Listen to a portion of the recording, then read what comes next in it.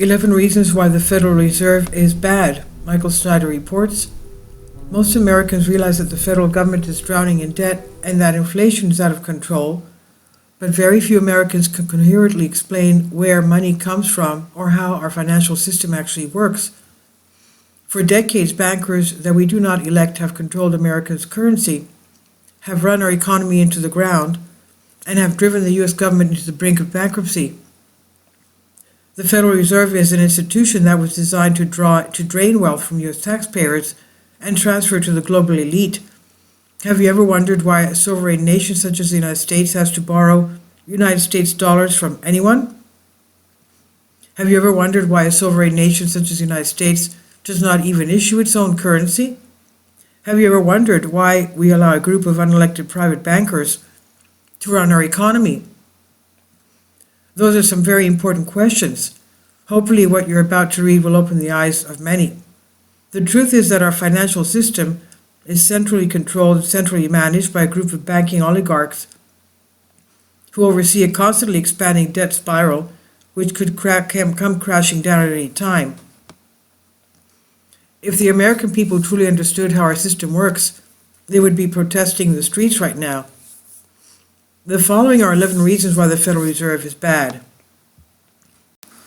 1. The Federal Reserve was created as a way to enslave the U.S. government. In fact, the Federal Reserve System literally could not function without U.S. Treasury bonds. Government debt is at the very core of the system, and our federal government is now trapped in a debt spiral from which it can never possibly escape because the system is operating exactly as it was designed. Our national debt has been rising at an exponential rate, and that will continue to be the case until either the current system collapses or we adopt an entirely new system. 2. The individual Federal Reserve banks are not federal at all. In fact, on the official website of the Federal Reserve Bank of St. Louis, it's openly admitted that Federal Reserve banks are not a part of the federal government and that private banks hold stock in the Federal Reserve banks and earn dividends. The Federal Reserve banks are not a part of the federal government, but they exist because of an act of Congress. Their purpose is to serve the public, so is the Fed private or public? The answer is both. While the Board of Governors is an independent government agency, the Federal Reserve banks are set up like private corporations. Member banks hold stock in the Federal Reserve banks and earn dividends. 3. Why does the Federal Reserve issue our currency? The U.S. Constitution explicitly gives Congress the power to issue our currency. The Congress shall have power to coin money, regulate the value thereof, and of foreign coin, and fix the standard of weights and measures. 4. The Federal Reserve creates money out of thin air. I asked Google AI about this, and this is what I was told. Yes, the Federal Reserve, Fed, creates money out of thin air by increasing the money supply.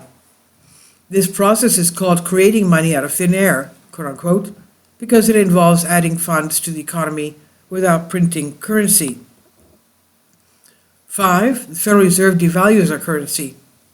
Since the Federal Reserve was created in 1913, the U.S. dollar has lost more than 96% of its purchasing power.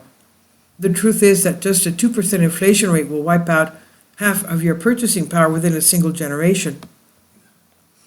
And in the chart, you can clearly see that the beginning of the rapid rise of inflation in the United States coincided with the creation of the Federal Reserve. 6. The Federal Reserve manipulates the U.S. economy by setting interest rates. By moving rates higher or lower, the Federal Reserve has the power to create economic growth or to destroy it. They have the power to inflate massive economic bubbles and to pop them.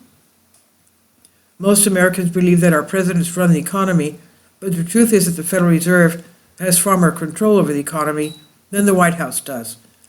And as we see in the chart, every recession since World War II has come after a period of rising interest rates. 7. The Federal Reserve also controls the national money supply. They can pump trillions of dollars into the economy or put trillions of dollars out of the economy without being accountable to anyone. This can have absolutely disastrous consequences. For example, inflation started getting wildly out of control after the Federal Reserve dramatically increased the size of money supply during the pandemic. 8.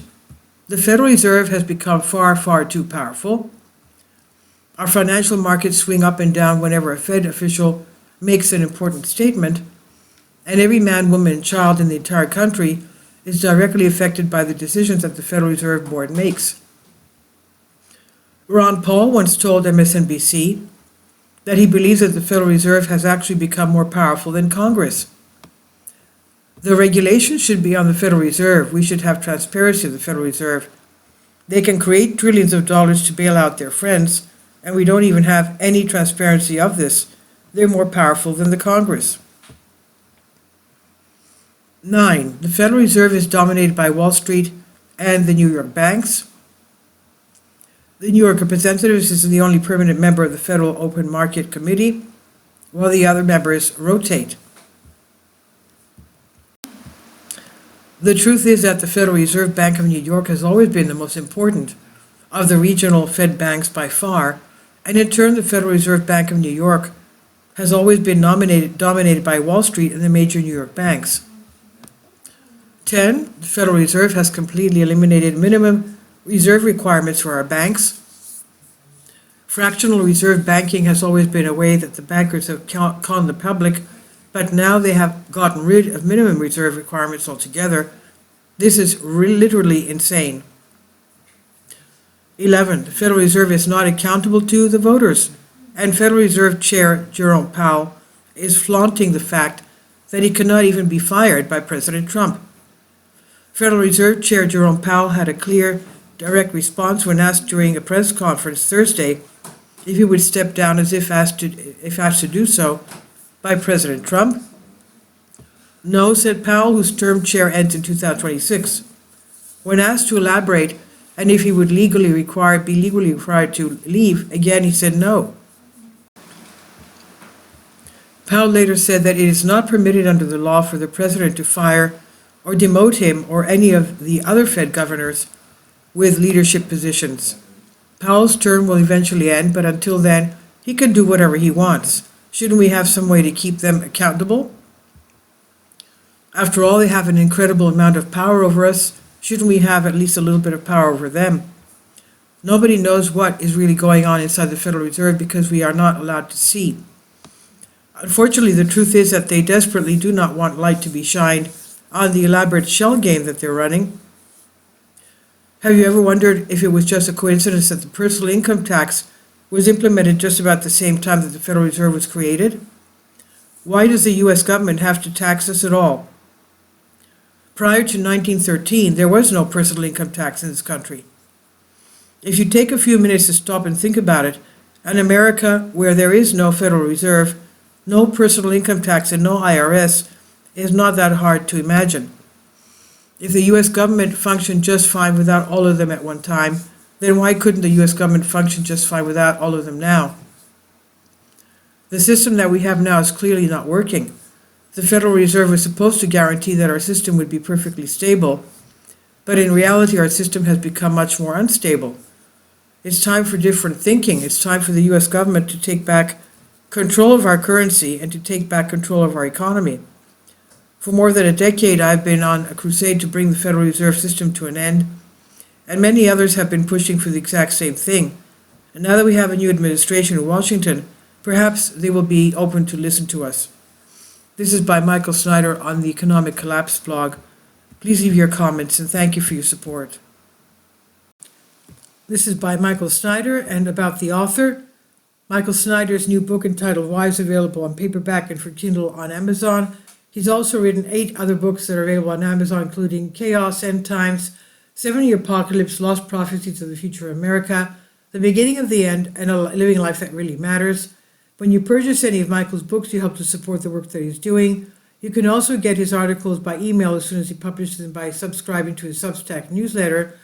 Michael has published thousands of articles on the Economic Collapse blog, End of the American Dream, and the Most Important News, and he's always freely and happily allowed others to republish those articles on their own websites. These are such troubled times and people need hope. John 3:16 tells us about the hope that God has given us through Jesus Christ. For God so loved the world that he gave his only begotten Son, that whosoever believeth in him should not perish but have everlasting life. If you have not already done so, we strongly urge you to invite Jesus Christ to be your Lord and Savior today. Please support my Patreon account. The daily posts are 5 videos daily, and they are totally different from what I have on my YouTube channel. Thank you so much for your support and that you find all my content so interesting. You'll find the Patreon account details in the description box below.